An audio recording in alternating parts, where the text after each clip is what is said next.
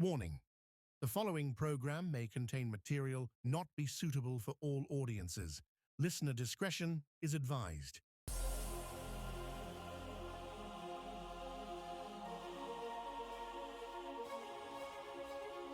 Kill the noise and cut the static. Broadcasting from high in the mountains of West Virginia, we're leaving the 9 to 5 in the rearview mirror. The engine is warm, the lights are green, and it's finally time to shift your Wednesday into overdrive. And now, here's your host, Diego the Podcaster. On this episode of Bonus Overdrive Wednesday, from the gritty rings of Sanford, North Carolina, to the hard-hitting battlegrounds of the Indies, today's guest has paid his dues of blood, sweat, and miles. He's left his mark across the map, trading blows in Power Pro Wrestling, tearing it up in AIWF Mid Atlantic, and going to war in NWA Anarchy. He's sitting down with us today to talk about the highs, the grueling lows, and the chaotic reality of life on the road as a professional wrestler. All this plus more. Please welcome our good friend, the Italian-American bad boy, the mafioso, the Italian stallion, Tommy Penirelli. Tommy, my friend, welcome to Bonus Overdrive Wednesday. Oh, thank you for having me. Sure, man. And Pleasure to be here. no, the pleasure is all on this side of the table, as I say, because last time you and I think you and I wrestled each other in a tag match. Who were you tagging with? We were just talking about that. I'm sorry. It was Gluteus Maximus. Tagging. Yep, Gluteus Maximus, And Sandy. I was with Dice. We're called the High Rollers. It Yep. was a lot of fun, and we actually got to wrestle each other, and we just caught up a little bit. I mean, shoot, I think the last time I saw you was 2009. It's my last time at Power Pro Wrestling. Yeah, sounds about right. To be And honest with you, Diego, that match was one of my. I think that was my second tag match total. oh wow, really? Yeah, I was Man.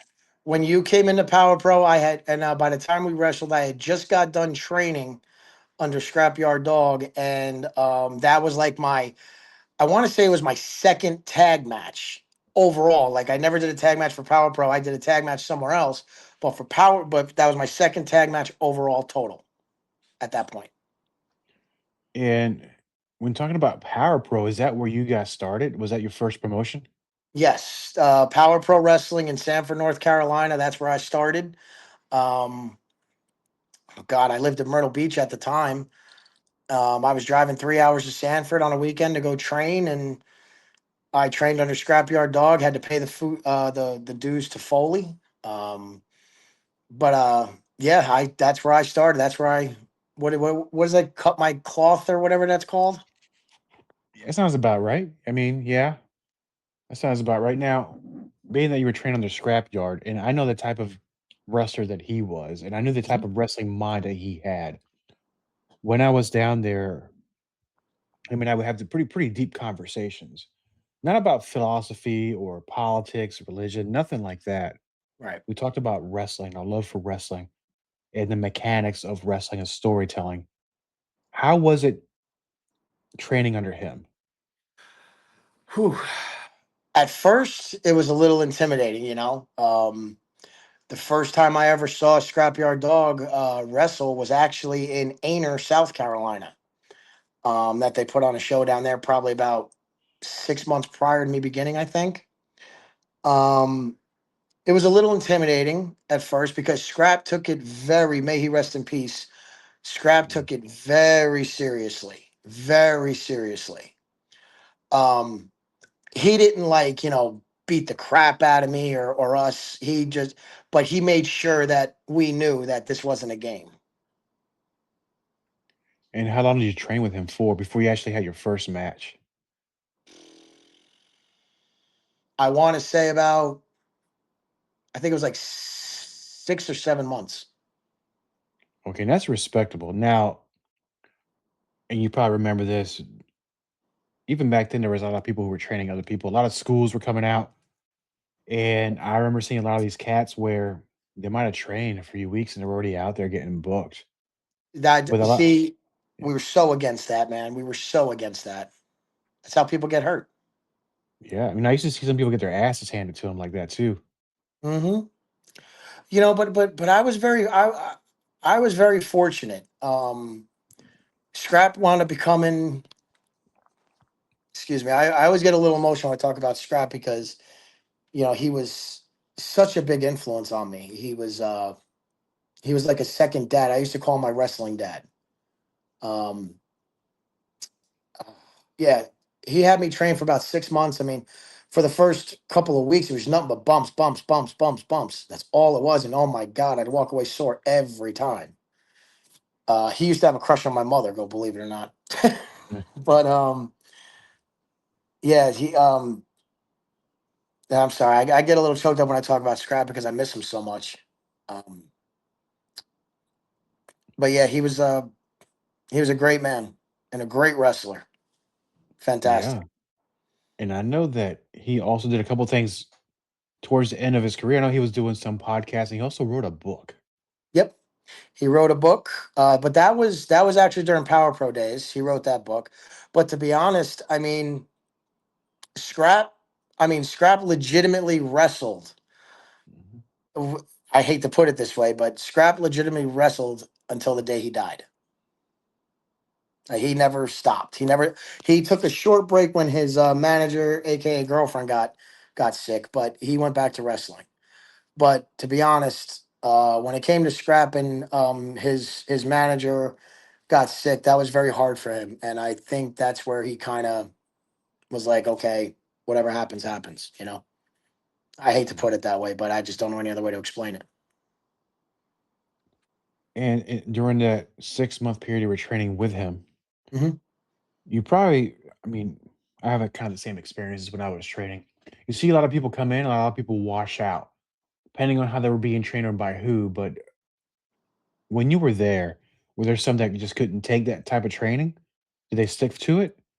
Um, to be honest, for me, I can't speak for anybody else, but for me, there was no giving up. It's what I wanted to do. It's how I wanted to take care of, you know, my family when I had one.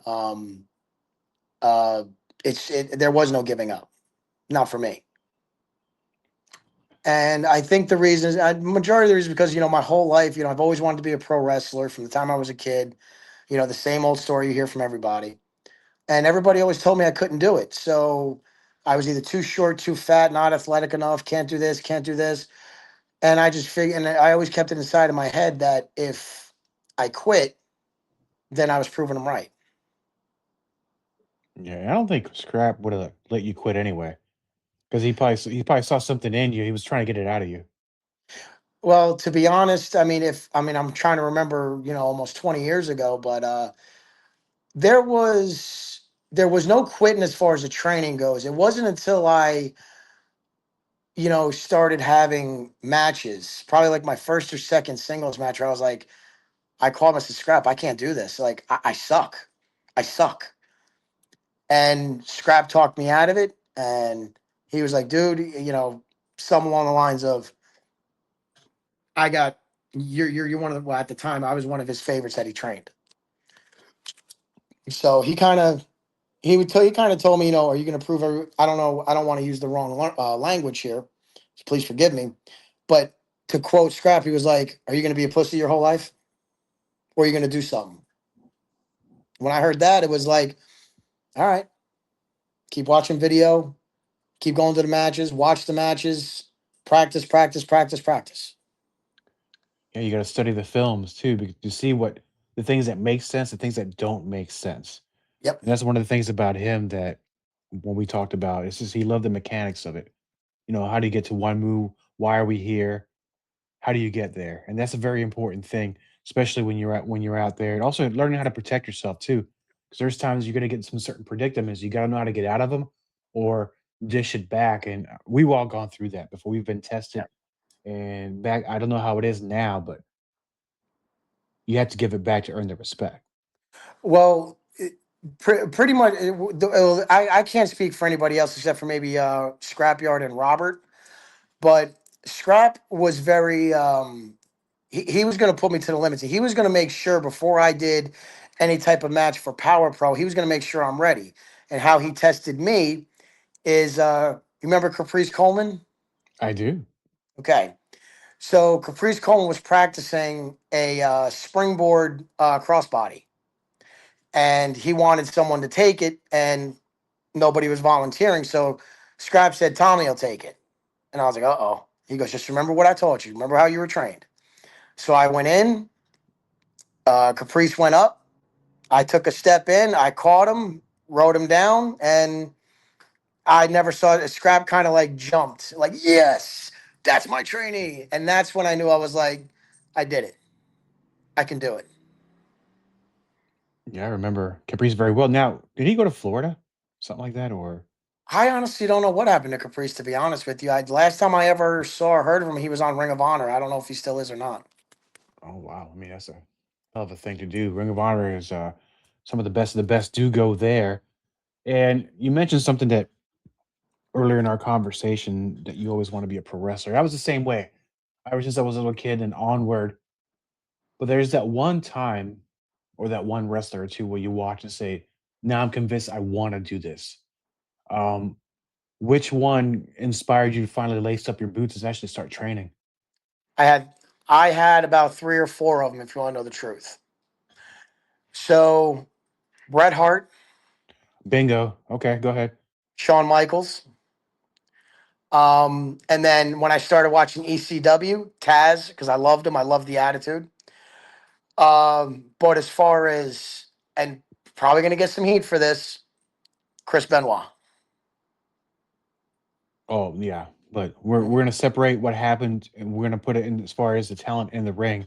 Yep. And I'll tell you mine because you hit the very first one for me was Bret Hart, and later on, right as I was almost out of high school, ESPN used to play had wrestling on at one point. Mhm. And do you remember Global Wrestling? Oh yeah.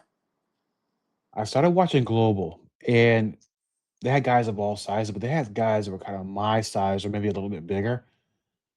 I always thought, man, if I'm going to go in there, people are just going to tower over me. I'm kind of like a midget compared to most. But I started seeing guys that were my size and they could actually go into ring and people, and go out there and entertain the folks. I'm like, I know I can do it. So it's kind of my thing. Combination of that and Bret Hart, and then a little bit of Yushin Liger. I wrestled nothing like him, but I really enjoyed his work. So Yep. Yep. So yeah, that's how it went. So then now you started training, you had your first few matches with Power Pro, and then like anybody else, you start going out there and working for other promoters and other indies. So what was your next stop? Because I know Power Pro ceased to exist at one point. Where did you go after that? Um, let's see. To be honest, while Power Pro was still running, I had moved to Georgia, to Atlanta. Um, my father had moved down here. My ex-wife had gotten pregnant, so I had to like, okay, because I was living in Myrtle Beach. You know, Myrtle Beach is a tourist town, so it was like, well, I need something steady. So I moved down to Georgia, but I got introduced to Georgia wrestling because of Ty Tyson, because he had his debut match at Anarchy, and I went with him to go. Of course, I was watching from the crowd, but when I got to Anarchy to watch Ty, I still have that video, by the way. It was like I was mesmerized because it was like I had never seen a crowd like that. You know how that energetic is. But then again, at that time, I'd only been in the business what 2 years, maybe. Um, so it was because of Ty that I got introduced to Jerry Palmer with NWA Anarchy. When I finally moved here, I did a couple little shows for the Carolinas. You know, I did a reunion show for Power Pro. I worked for oh God, what's his name in Wilmington? Donnie. Uh, I think I know what. actually, Yeah, I think I know. He used to have Stro there a lot, I believe. yes, UPWA, right? it wasn't PWA. No, UPWA. UPWA. That's what it Yeah, was. yeah. Yes, UPWA. That's what it was. Thank you. Um, so I mean, I worked for him. That's actually where I had my very first match was UPWA. He put me under a mask and called me Blue Tiger. Mhm. Such weird names. Um, but yeah, so I had moved to Georgia and I got started here. I had an interview with Jerry Palmer, and he says, "Well, we're going to send you up to APW, which was like their sister promotion. Kind of like where they get the talent ready for Anarchy." So I had worked there, and then I started working for Anarchy, and the next thing you know, it just started snowballing. Next thing you know, I was all over the place for years, years. Of North Carolina, South Carolina, Florida, Tennessee, Georgia, Alabama, Texas. I went everywhere. You're putting in them miles, get the experience. Now, there's a point to where you're gonna wrestle under many different type of gimmicks. Don't you mentioned something there about Blue Tiger and so on. When did you finally come up with what was your current persona at that point? How did it finally land and make sense to you to be that character? Now, are you talking about the Italian American bad boy thing? Yeah. Okay. So that actually happened at Anarchy because I was going by, if you remember, my name when I wrestled you, although it was Tommy Daniels. That was just my first name and my middle name. That's all it was. Um, it wasn't until I got to Anarchy and Bill Behrens had asked me, he says, "Well, what is it? What is Tommy Daniels?" I'm like, "It's me." He goes, "Yeah, but what is it?" It's my first name, my middle name. He goes, "Yeah, but what is it? What's the character?" I'm like, uh, and here's where he goes, "What's your last name?" I said, "Penirelli." He goes, "You're from New York." I said, "Yeah." He goes, "You're an Italian kid." Yeah. He goes, "Why are you not using that?" And then it was just, I got with CB Suave. At the time, he was CB Gibson. We called ourselves Hot Commodity, and that's where the Italian Stallion came in. And then it just started to develop. But uh, probably about a year or two later, after CB and I disbanded, it was like, all right, no, I'm the Italian American bad boy. I'm the mafioso. That's where I started putting Brett and Sean and Taz and Chris Benoit all in one character. And what you're saying there makes perfect sense. That is almost like the ultimate universal question for anybody. It took me years to finally realize it. At that time, they always ask you, well, who is XYZ that you're playing? And if you don't really have an answer for it, then you just switch up your gears because you're doing it wrong. So you should already know what you are because if you don't know, it doesn't translate. You can be a great worker, Mm-hmm. a decent performer, but unless you are that gimmick or that gimmick is an extension of you somehow, Mm-hmm. it may not work very well for you. No, because in my opinion, and this is something that especially beginning wrestlers need to understand. You can have a great match. You can be a great worker. The greatest line I ever heard came from the movie Eddie and the Cruisers 2. And this was the line. "Look, if I was in a bar and I heard you playing, it'd be nice being in there, but then I go home and forget all about it." It's the same thing with wrestling. If you have a good gimmick, if you know who you are, that crowd is going to remember you. Whether you have a good match, whether you have a bad match, they're going to remember you. And your character is what sells the merchandise. Your character is what sells the tickets. Your character is where these people are going to get their signs made up for you or buy your t shirts, stuff like that.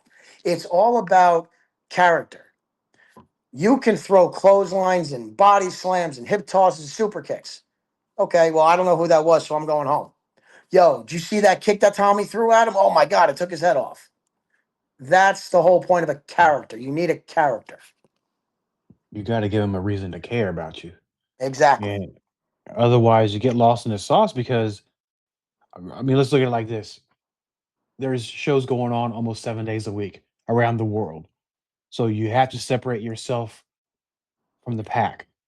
Now, you doesn't mean you have to be a total shitbag and bury somebody or shoot on somebody in there. Let your talent, let your character speak for you, and everything else will fall in place. But no, it's been a long time. I've had a great conversation about what we love to do, and we could probably I could do this all night and all day. I Oh might yeah, have to. I have to bring you back several times. We'll talk about it because absolutely. it starts bringing me back. I start having flashbacks of the same thing, the questions that were asked of me, and then which is why I love having conversations with Scrapyard and Power Pro because I sat there and learned from him, Yeah. and he passed some knowledge to me too. Well, a lot of the answers that I have that well, when I was in it, when I was training people for Robert Gibson, it's these are all answers that between Scrap, who was the first and foremost always gave it to me, and Robert when I would ask him questions. But it was also multiple talent. Hey, what am I doing wrong? Hey, why did I do? Ask yourself, why are you doing this? If you can't answer why, the crowd's not going to know why you're doing it either. Yeah. So that's True. a it's there's a lot more to wrestling than just throwing an arm drag. Anybody can throw an arm drag, but why are you doing it? Can you make it look real? If you can't make it look this way, if you can't make it look good, then what are you doing it for? You know, that's. I mean, do you really think people would step behind Shawn Michaels if his finishing move was a boot to the stomach? Right. Well, they would because he knew how to sell the character. So if his move was as stupid as a boot to the stomach and knocked him out, he got the pin. Well, that's what they would follow. But if he was just a nobody, then a boot to the stomach, just a boot to the stomach. That's all it is. Yeah. And that it would not work, of No. course. Now, going back to Power Pro because I want to see what your experience was with this because Okay. here's my experience there. Do you remember how I forget the name of the theater they had it there for a while. Oh yeah. I don't remember the name of So it, but yes. yeah, I'm trying to it'll take me 20 minutes to remember. I'll tell you at 3 in the morning when it comes to mind. No, so you know how the crowd was only on one side, right? Mm-hmm. So you had to work facing that way. Mm-hmm. On the other side was the curtain, which was behind there. You could walk into the other side of the theater, which is empty. It was kind of like the locker room for everybody. Right. It was a full size theater with nothing there, but it was a locker room. Mm-hmm. When you're out there doing your thing in the ring, how many people try to make you laugh behind that curtain, saying jokes or making some of these strange noises? Oh man, me and Jeb talk about this all the time, dude. Me, Jeb, and Ty were the worst for it. We were the worst. I can't tell you how many times I had to turn around because so I could laugh a little bit because it was just so funny. But yeah, it was bad. It was bad. Yeah, it was a lot of fun. I think at one point it was my own fault because I had somebody in a reverse chin lock, but I was facing the curtain, and somebody said, "Dummy, what are you doing?" I was like, "Oh, I have to go face the other way." Well, you see, Yeah. oh God, I'm trying not to laugh. When Jeb, well, of course you know Roland Dice, Jeb Oh Shook. yeah. He is my best friend in the world. Um, every time he would get in the ring, because he always just let me stay at his house, and whenever I would come up, and we just grew inseparable. But I'd be in the ring, and he'd be like, and he would just say the dumbest things, just like your head's big, your wiener's showing, just all these stupid things to make me laugh. And then but then every time he'd go out there, I'd be like, your belly's hanging, hey, wipe your butt, you got a crusty mark, just stupid stuff. We just to get everybody to laugh. We had a No, blast with it. yeah, I love working him because I met him for the first time I was in Roxborough, North Carolina. There was a promoter called Cat there, and they put his opening the show. Him and I didn't know each other from Adam, but we went out there like him and we've been wrestling for years, and that was kind of like how it was working with him.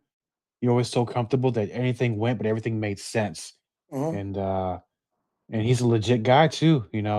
Yeah. He's he knows his stuff. Martial Hmm. artist.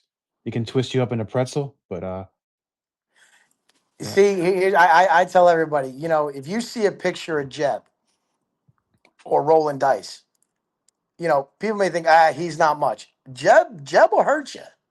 Jeb will hurt you. Jeb is the sweetest guy in the world, but he's also, I dare you to mess with me. He's one of those type too. yeah, and I learned down the road later on. So thankfully, I was kind of. So I asked you, how was I nice to you? Sometimes there's times there comes a point in your time where sometimes you start believing your own hype, and there's people out there that will humble you really quick. And that happened to me. I'm not embarrassed to say it happened to me a few times. I had to hit the reset button. Like Yeah. now I understand. I think we all go through a phase like that, right?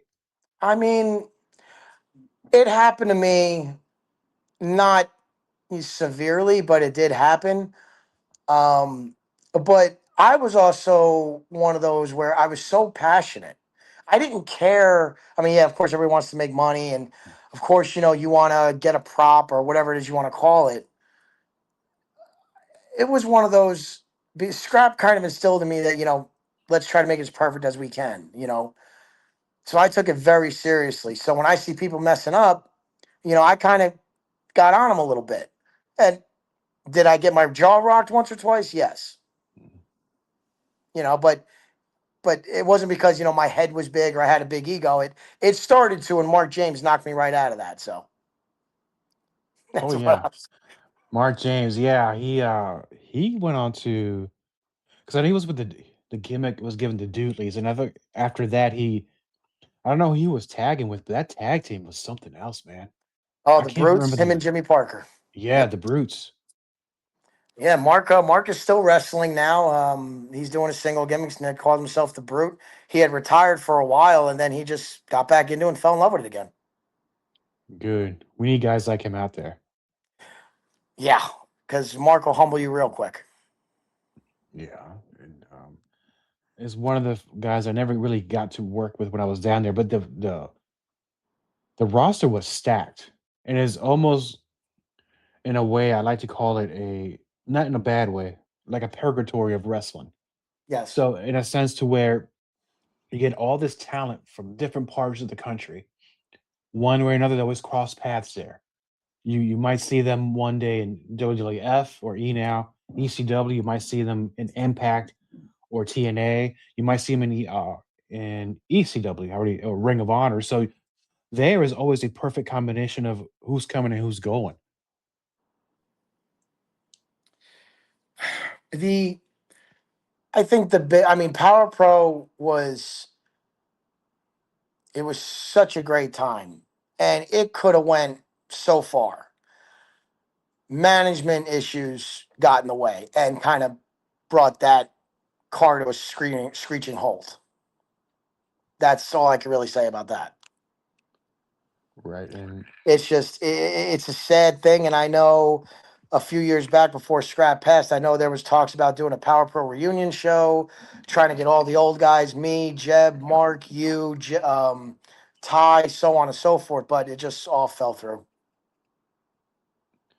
that's unfortunate because that area was known for Power Pro Hmm. and Power Pro did so much. But just like anything, the party eventually ends one way or another. So let's talk about towards the end of your career. And I don't want to get too personal as to why you stopped, but can you No, remember what was your last match and who was it with? let's see. My last match was in AIWF, um, North Carolina, Mid Atlantic. I had wrestled Ty Tyson. Me and him had many feuds. I wrestled Ty, and then I had to stop because now I was just got separated, going through a divorce. My son was having surgeries, just numerous things. Had to move out of my house, and it was a nightmare for a long time. But then about 2.5 years ago, I had gotten back together with my high school sweetheart, and she had never saw me wrestle, but she always remembered me talking about it for years. So she never saw me wrestle. So I called Ty and went up to AIWF, and my last match was in 2020. No, excuse me, 2023. Not that long ago. No, but it wasn't one of those storylines. It was just one match done. Because I'll tell you the truth, I've been out of it for so long. When I took a bump, I was like, "Yep, okay, I'm done. Enough with this." I But had a similar experience myself.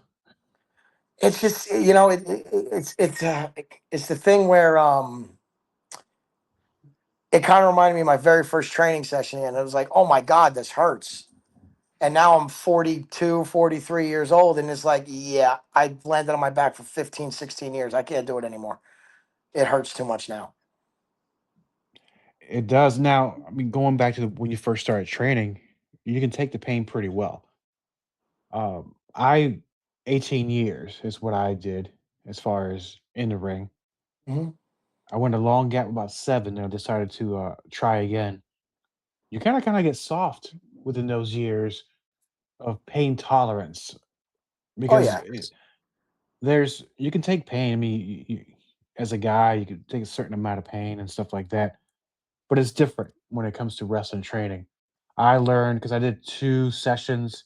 And I'm like, yeah, okay, I understand why. I'm done. There's no way I'll start again. Yeah. I mean, look, when you're young, you could take, you're right. You're 100% right. You have so much pain tolerance. But it's just like, keep repeating, keep repeating. Next thing you know, you're bumping on concrete, you're getting Yep. hit with chairs, you're getting put through ladders and tables, and you're still protecting it. And you don't, well, give away the secret, you don't feel it that much. But when you stop and you're not doing it constantly, and then you take your bump, it's like you just hit concrete for the first time. And it's, it hurts. But then again, we're getting older. We ain't getting younger. No, and that's one of those things where I still see people who were wrestling before I started, and they're still wrestling now, and they're well almost into their 60s. I could only imagine how it is they feel or how they're going to feel afterwards. I I don't know. I'm trying to figure out. Like, I know a lot of the guys that I grew up with are not wrestling anymore, and praise to them. But to be honest, I we all still love it. We all still love it to this day. We may not watch it, we may not follow, but we all still love it. But for me, it's I have a hard time watching because if I do, I wind up critiquing the WWE, going, "Nope, you shouldn't have done that. Nope, that was out of place." I don't want to do that anymore. At the same time, I start to miss. It's like maybe I should make the phone call and get back in the ring, and I don't want to do that because I'm done. I don't want to be. I don't want to do it anymore. It hurts too much, to be honest. But Yeah, yeah, just seeing people still do it, yeah, they have that passion, man. If that's what gets them going, then go for it. yeah, and I don't watch myself now. A couple things, same thing, similar with you. I don't enjoy a certain product. There's other things I can watch, but If I am sometimes gonna I'll watch start. wrestling, it's gonna be old school. Yeah. So let me ask you this then: do you catch yourself sometimes running over a match in your head? Yes, all the time, Isn't that the craziest thing? all the time. I could be. I'll give you a little example. My girlfriend lives with me, and she's like, "How do you do this?" And and I'll somehow, some way, I'll turn it into a wrestling move. I'm like, "Yeah, okay, grab the arm, grab the head, and shoot me off, and give me the shit." And she's, "Where does that come from?" I'm like, "I don't know. It just happens. Yeah. It's just you can't stop." No, and there's times where like, you know what? I think I could probably do this. And then I was like, no, you cannot. You're an old man now. You're well into your 50s. You know, enjoy podcasting. Hurts less, easier on the wallet. And Hmm. I mean, I'm hurt like a son of a gun right now. But I Well, Diego, mean, let me ask you. Let yeah, me ask you a question, sir. yeah. See, because this is when people ask me all the time, do I miss it? A little bit. I miss the people that I met. Do I miss performing? Of course. Do I miss it entirely? No, because I like having my weekends available. I like being able to go. I can go here. Oh no, I can't. I got a show over here. I like that. Yeah. I like having me spending time with my son. Yeah. I mean, we already did our time and our time has come and gone. But I like to think that people still know who we are somewhere. I'm sure somewhere in a basement in a vault before there was social media, there's some VHS tapes out there that Oh, sure. we have matches in there somewhere. I mean, I found up on YouTube about a couple months ago. That was his name, Giancarlo, the one we talked about earlier. Giancarlo, the one who Yes. tagged with Little Dragon. Um, I found the match that me and him did back in '09 at that fairground. I mean, so yeah, it's out there. We're out there. People still come across us, I'm sure. They do, and they still call you by your nicknames from wrestling. 'Cause sometimes we have our normal life names at work, but nicknames stick forever. They still call you by some of those? No, everybody still calls me Tommy. Yeah. Everybody still calls me Tommy. Yeah, nobody really.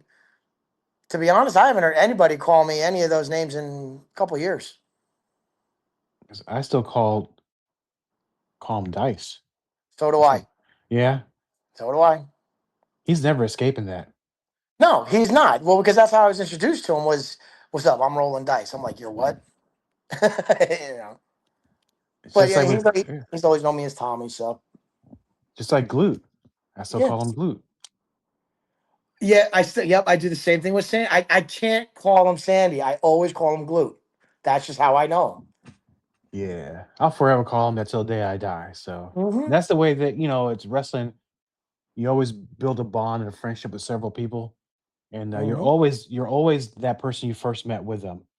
And it lives forever. The gimmick lives forever. So now that you're retired from wrestling, you're like me, you don't watch too many of the films or you don't watch the shows. So what are you doing now to occupy your time? Because I know you were going out there off-roading into these very dangerous woods with Dice and some other friends. What do y'all is it are you guys We like part of a yeah. We do. We have something called JT's ATV. It's a YouTube channel where me and Jeb, when we actually are able to get together and we go to West Virginia, Tennessee, South Carolina. We just ride all these parks. Our favorite spot is West Virginia. We go up there. We take our wives, girlfriends, and go up. Sometimes we do guys trips. We go up there. I mean, we just love to ride, enjoy the woods, nature, get out of the house. Of course, it's expensive as all get out. It's kind of like I am wrestling again. We just have a good time, man. Just, and then when I'm not doing that, I got my Mustang club, my Mustang group that I'm with. So I'm always doing something. Cleaning, Good. fixing, car clubs, JT's ATV, driving my son crazy. I'm always doing something. All great things. Mm-hmm. So, Mm-hmm. oh, speaking of, because we talk about we've had probably road stories for days. What kind of off-roading stories do you have? Because I know sometimes you could come across some weird stuff in the woods, man. Okay. It didn't happen in the woods, but again, me and Jeb tell this story all the time. I've actually got two stories. So we had a big group. We all went up to West Virginia. And I'm an early bird guy. I'm up at like 5:36 in the morning. And so was Donnie, who was our friend. And Jeb was asleep on the air mattress. But everybody else was up and ready to go riding. It's like 7 a.m., 6 a.m., whatever it was. Donnie looks at me and he goes, I'm like, what? We wound up picking up the air mattress and watching Jeb roll off the air mattress and smack into a wall. And all you heard was assholes. It was the funniest thing we ever did. There was, let's see. I've got one of it's wrestling related, but we were still in North Carolina, me and Jeb. So it was after a Power Pro show. I was staying at Jeb's house. We decided, remember that diner that we used to go hang out at after the show? Unfortunately, I do not because I used to, as soon as I was done, I headed because I had to drive all the way back to Northern Virginia. It was quite a long trip. Gotcha. Yeah. So we decided not to eat anything over there. We just wanted to go back and chill out at the house. But we wanted to pick up some, I think it was a Wendy's. Remember Jeb's S10 truck? Yes. Oh, God. So we're driving around, and there was this big, humongous pothole that is still there, I might add. This big, humongous pothole. It was like 12 o'clock at night. Jeb's driving, his truck hits the pothole and goes boom, boom, boom, boom. Me, I jump, I'm getting bolted up. Jeb, I'm looking at Jeb. He gets bolted up, smacks his head on the roof of the car, and all you hear is "God damn!" in that high, squeaky voice he does. Me, I'm crying, laughing. He's cursing up a storm. You had to be there, but I was crying. I was laughing so hard. But I'll tell you one more quick one about a road story. Again, has to do with me and Jeb. Me and Jeb got all these stories, dude. It's friggin' hysterical. As you know, I used to stay at Jeb's house all the time. Well, Jeb used to leave his front door open for me. So I get up there and Jeb, dice, dice. Okay. So when I go around the hallway, I look in his room and I see he's sleeping. Okay. I go back to the front door, drop my bags, and I come running full speed, going down the hall, and I'm going to jump on him while he's on his bed. At the last second, he opens his eyes, sees me, rolls in. I hit the bed, somersault, smack the wall, fall back on the floor. And Jeb's just like, try it again. It's just who we are, man. We've done some of the similar stuff up in the woods too. We're just dumb. It's that wrestling instinct that got him out of that one. He rolled out the way. Mm-hmm. Yep. And me being the rookie that I was, didn't protect myself. It's all right. But you want to choose him the hard way on that one, man. We can probably tell stories all day and night. Let's do this. Okay. I'd like to bring you and Dice back together. Okay. Let's discuss some of these stories, not only Power Pro and some of the road stories, but what we're doing afterwards. And I'm sure there's more stories you have about not only about the wrestling road stories, but as far as stories when you're going out there off-roading. Okay. And let's talk about it. I'd love to. In fact, we'll call Glute. We'll make it like a. You know what we're gonna do? What? The High Rollers versus Tommy and Glute. We're gonna get in there. We're gonna do it one more time. You got it. Except this time it's not gonna be in a ring. It's gonna be on a podcast. And it'll be less painful too. Tommy, brother, thank you so much. It's been really good for my heart. I love talking to you. And now let's bring you back in, my friend. Thank you so much, sir. I appreciate being here. Anytime you want me, I'm here. Thank you, my friend. All Thank you, content sir. on this broadcast is a property of Diego the Podcaster and is served directly from our servers with no modification, redirects, or rehosting. All celebrity impersonators are paid performers. The impersonated celebrities do not endorse or promote any views or opinions expressed by our guests, Diego the Podcaster, or Bonus Overdrive Wednesday. The information shared on Bonus Overdrive Wednesday is provided on an as-is basis, with no guarantees of completeness, accuracy, usefulness, or timeliness.